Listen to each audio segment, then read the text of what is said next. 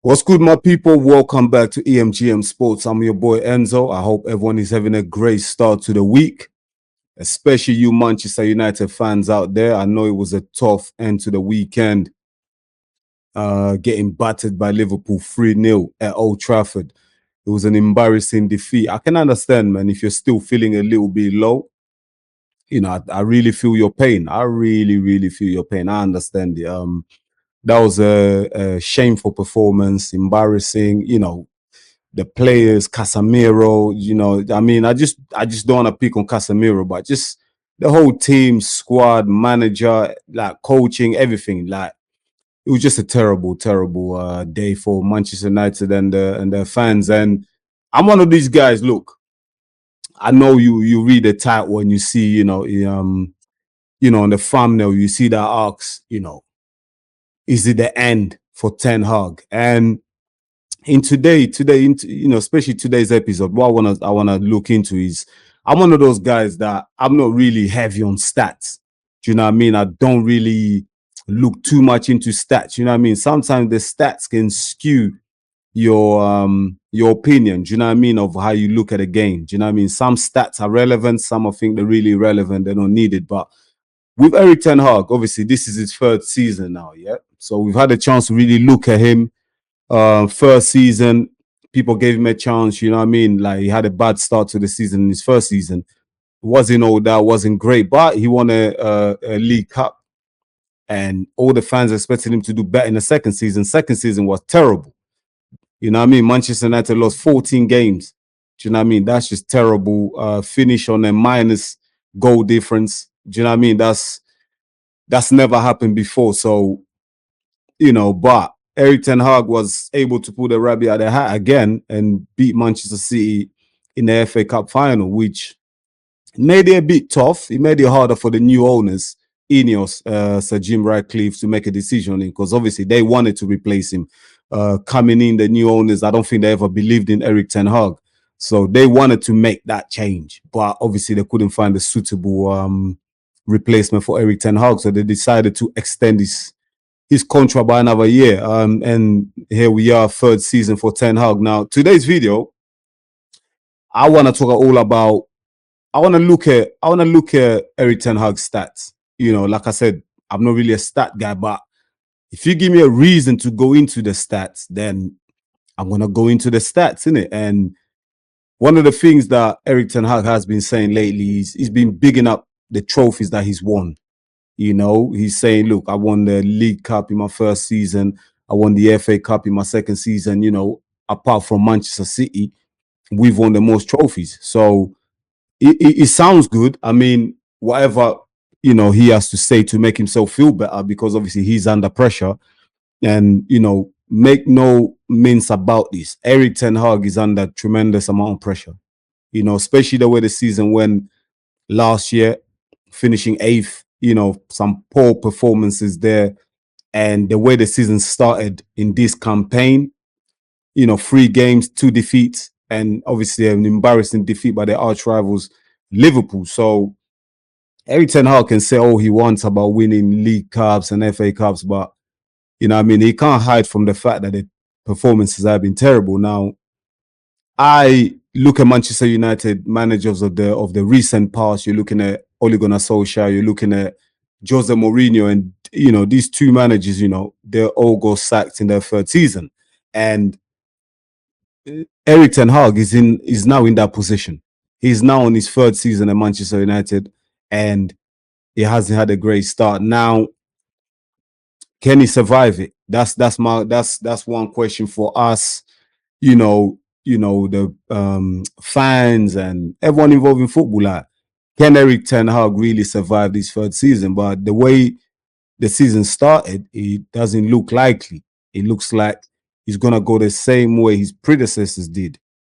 Jose Mourinho, Ole Gunnar Solskjaer, they both lost their jobs in the first season. Now, what I want to do now, I just want to look into some of the stats for Eric Ten Hag, and I really want you to bear with me. I really want you to bear with me. Today, I'm doing things a little bit different. You know me. Normally, I'm a bit more energetic, but for today, I'm a bit more relaxed.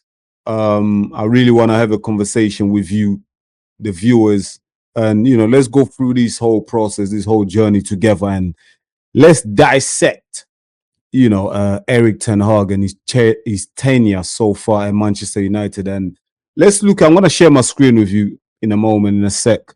Just look at some of the stats for Eric Ten Hag. And what I want to do, I want to compare it to the ones for Jose Mourinho and Ole Gunnar Solskjaer as well. So let's look at how Eric Ten Hag stacks up against his predecessors, and let's determine whether he will stay or he won't.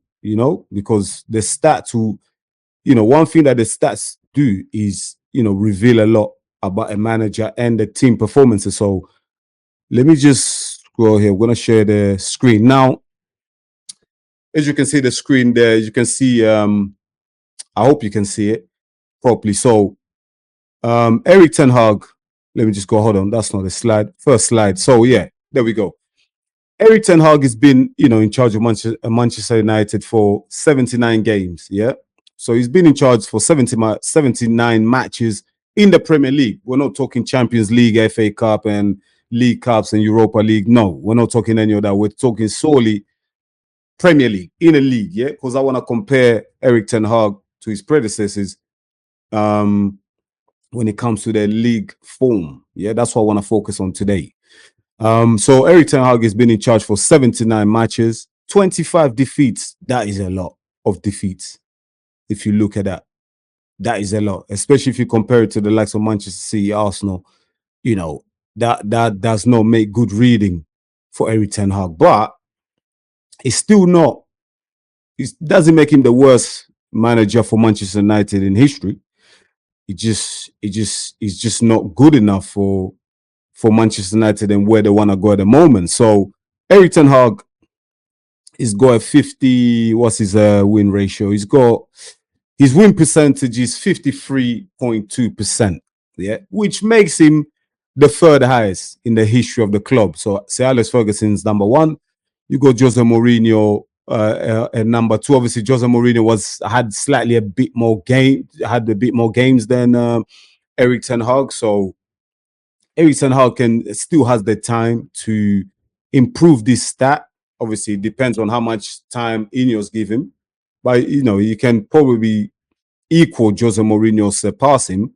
But one of the stats that really concern me when I'm looking into this, when I looked at that, really concern me is when we just go back a few slides here. So let's look at the goals for and the goals against. Yeah, this is alarming. So in the league, yeah, Manchester United, ever since Eric Ten Hag's taken over in terms of the league matches, so they've played 79 games in the league under Eric Ten Hag. The Manchester United have scored 117 goals. Yeah, so 117 goals for Manchester United, and they've conceded 106 goals in that time that Eric Ten Hag has been in charge. Yeah, now that is alarming. Yeah, it shows one thing. It shows they're not scoring enough goals, so they're not clinical. Yeah, and they're conceding way too much. Leaky defense. And that showed last season because they lost so many games in the league last season, conceded so many goals. Took a few batterings in Eric Ten Hag's first season, especially against Liverpool, 7-0, lost 6-3 away to Man City. So the defense for Eric Ten Hag, the back four, that back line has been a real problem. The midfield is way too open. And this stat shows it, I'm going to try and make my screen a bit bigger here so you can really see it. There you go. I hope you can see that, 117 games for Eric Ten, 79 matches played for Eric Ten Hag, 117 goals conceded. 117 goals scored, 106 goals conceded for Manchester United ever since Eric Ten Hag has been in charge. Now, that's way too many goals, man. That's way too many goals. I just want to look at, let's just compare. Let's just compare to, what is the slide? I've got it here. So if we look at the stat here, let me make the screen a bit bigger as well. Bear with me. So if you look at it, if you look at the Eric Ten Hag and his predecessors. Yeah, if you look at Sir Alex Ferguson, obviously, let's not look at Sir Alex Ferguson. He was there for way too long, so let's not look at him. Let's go to Jose Mourinho. So Jose Mourinho was in charge of Manchester United for 93 games in the league. He won 50 games. He drew 26 and lost 17. And in that time, the team scored 151 goals and conceded 86 goals in that time. Yeah. We look at Ole Gunnar Solskjaer. Yeah. Ole Gunnar Solskjaer was in charge of 109 games. He won 58. Sorry, he won 56 games. He drew 29, lost 24. The team scored 195 goals in that time and conceded 126 goals. So if we look at those stats, yeah, if we look at those stats, it shows that, you know, Eric Ten Hag has a worse record than Jose Mourinho, and he's actually got a worse record than Ole Gunnar Solskjaer. Even though, to be fair, those two other managers have had a bit more games. They've played more games. They was in charge of more games, but still, you know, we never saw Solskjaer take a battering 7-0 at Liverpool. We never saw that. Jose Mourinho never took a battering. Yeah, the football wasn't great, but the team was still competitive. Do you know what I mean? Like, one thing about Jose Mourinho is, we all know, when it comes to defense, he's solid.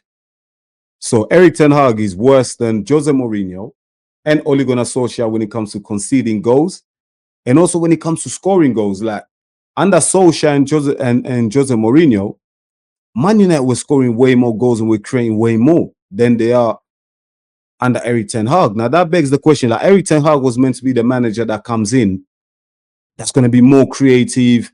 Do you know what I mean? Ball possession. Do you know what I mean? More attacking and scoring more goals. And the more you keep the ball, the less you consider the back, right? But Man United don't keep the ball. They concede a lot of goals and they don't score much and they don't create much. So with those stats there, we can already see Mourinho had better percentages when it comes to goals, conversion, etc. So did Solskjaer. And that was alarming for me when I saw those stats. That was really, really alarming. You know, let's go back in there now. Let's look. If you look at expenditure, yeah, when it comes to spending money, we look at it. So Eric Ten Hag has spent roughly, you know, just rounding it up, 600 million. And you all know he's bought the likes of Anthony, you know, he's bought, you know, Dilly, he's bought, what has he bought? Hoyland, you know, he bought Mason Mount, who Manchester United actually didn't even need because they already got Bruno in that position. But anyway, he spent money on him, was it 55 million or 60 million, however that the club didn't need to spend. So he spent more money than Jose Mourinho and he spent more money than Ole Gunnar Solskjaer. He's been backed. That's one thing the club have done. Eric Ten Hag has been backed. He cannot sit and say that, oh, no one's backed me. No, you've bought all the players that you wanted to buy. You bring in all these Ajax guys in. Yeah, and yet there's no style of play. The back four is still a mess.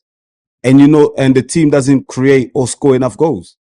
But yet you spend the most money. So when Eric Ten Hag is talking about, oh, I've won the League Cup and I've won the FA Cup, mate, it's so good saying all that, but our eyes are not lying to us, innit? Like, we see what we see on the pitch, and it's not great.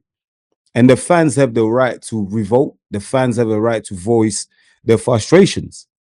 And, you know, is looking at these numbers, looking at these stats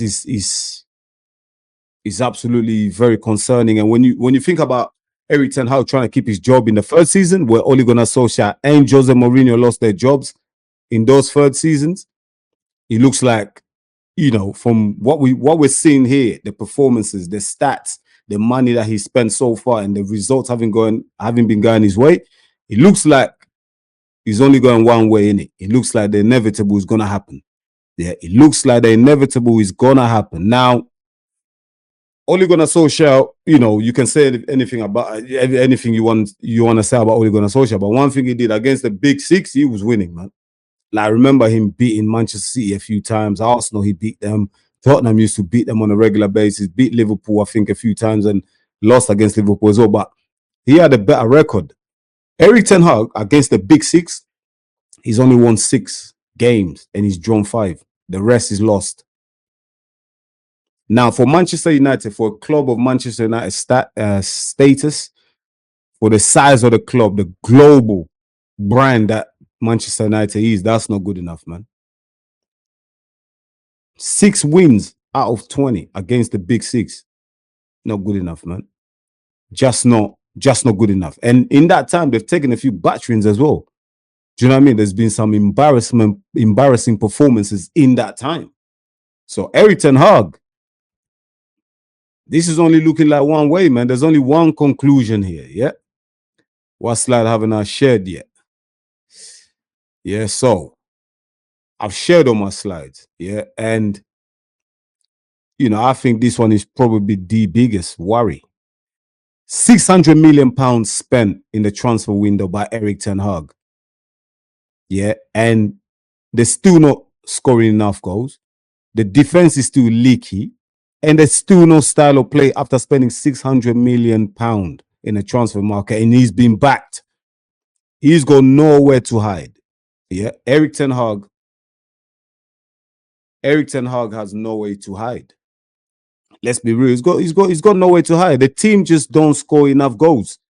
Yeah, they just don't score enough goals. Now, look, I've got another stat. I haven't got it on my I haven't got a stat on my screen, but if you look, you know, I'm just gonna, you know, drop some stats here. But last season, the champions, Manchester City, they scored 96 goals, yeah, in a league.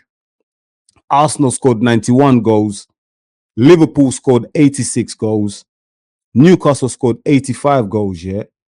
Even West Ham, listen to this. West Ham United, yeah, who people criticize David Moyes for being a pragmatic manager, is too defensive, doesn't play good football. David Moyes, West Ham team scored 60 goals in the league last season, yeah. Do you know how many goals Manchester City scored? Do you know how many goals Manchester United under Eric Ten Hag scored last season? They scored a mere 57 goals. Yeah. And out of the 57 goals they scored, they conceded 58. So they finished on a -1 goal difference, whatever you call it. -1 for Manchester United. They only scored 57 goals. See, here lies the problem. That is the problem right there for Eric Ten Hag. That is the problem. Performances are not there. The team is not scoring goals, conceding way too many goals. Yeah, you spend the most money in the transfer window, still no style of play. And no wonder why the fans are fed up and the fans are tired. This is it, guys. This is it, guys and girls. I've just shared some stats with you there. You let me know what you think. Where is this heading for Eric Ten Hag? Because I think this is only heading one way. And it looks like he's gonna get the sack if he doesn't improve, which I don't see, because last season we didn't see an improvement. He was lucky winning that FA Cup, because if he didn't, he would definitely be gone. By winning the FA Cup, he kind of gave the new owners a dilemma, because then they kind of have to think to themselves and say, look, the better the devil you know. Do you know what I mean? It's better to stick with Eric Ten Hag, see how it goes under the new structure, than bringing someone new right now that we don't really like, we're not really sure about. But listen, if the performances continue after the international break, they lose away to Southampton and then draw, they have some shitty performances, Eric Ten Hag, he'll be gone. But guys and girls, let me know in the comments. Let me know what you think in the comments. How long do you give Eric Ten Hag? I personally think it's going until October before they move him on, and Ruud van Nistelrooy will probably take charge in the interim. But let me know what you think. After all the stats I just shared with you and everything, let me know what you think in the comments. I really appreciate that. Yeah, tough times at Manchester United. You know, it's going to be a long journey. Do you know what I mean? It's going to be a long journey to get back to the top. And I feel the pain of the fans and the frustration. And I really hope that things do turn around, you know, very soon in the near future. Otherwise, yeah, it's just crazy, isn't it? It's just crazy. Guys and girls, don't forget, if you're new to the channel, don't forget to like and subscribe. I would really appreciate it. Until the next one, peace.